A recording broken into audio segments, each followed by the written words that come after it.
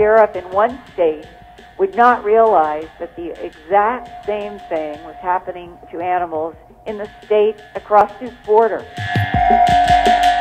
Our whole socioeconomic system is basically what I call the medical, military, industrial complex, is a fear-based economic system. Seismographical evidence showed that there was more than one explosion at the building. What is happening? Something is going on. Can you feel the wind?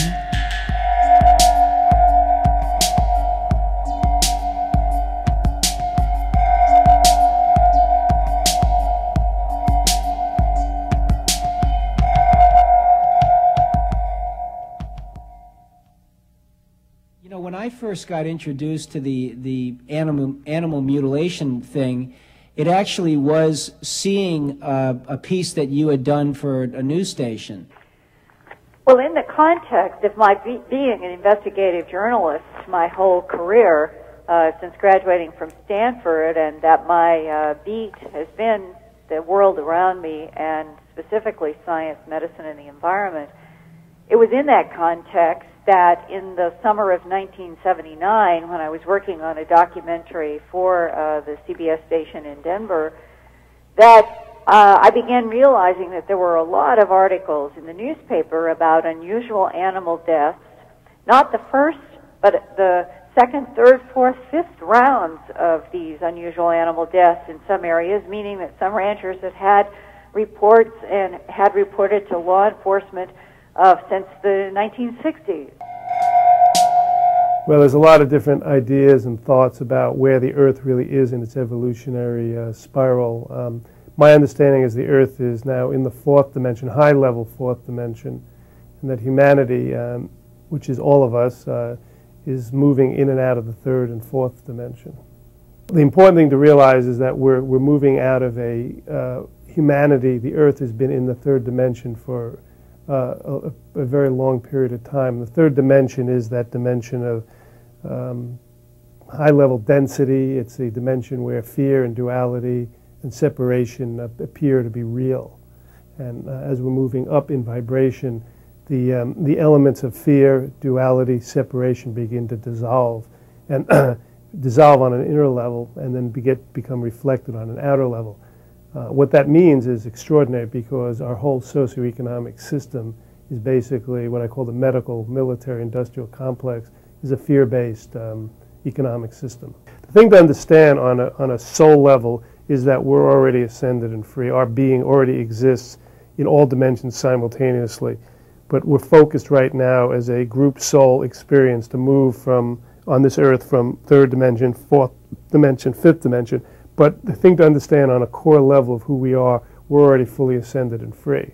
There's a part of us that is, as a process, is moving into a level where we already exist. What the work is how do we bring this physical body, how do we bring our consciousness in our physical body, how do we integrate this on the earth into a new, into a higher level of experience where the quality of life becomes a lot more refined and a lot more graceful and a lot more pleasant. First of all, why don't we just frame for our audience your book and how it came about, and maybe just a little background of you yourself. Well, I've been an investigative reporter for the last 15 years. I've written 7 books, and I've written a couple hundred articles for newspapers and magazines in the United States and Europe. Subjects have been mainly what people like to call deep politics, what's going on behind the scenes, and that also includes medicine and health as well as just straight politics. I got interested in the Oklahoma City bombing a few days after the bombing, when the facts began circulating around the country that seismographical evidence showed that there was more than one explosion at the building, and that this didn't fit with the government's scenario that it was a single truck bomb from a Ryder truck parked at the curb.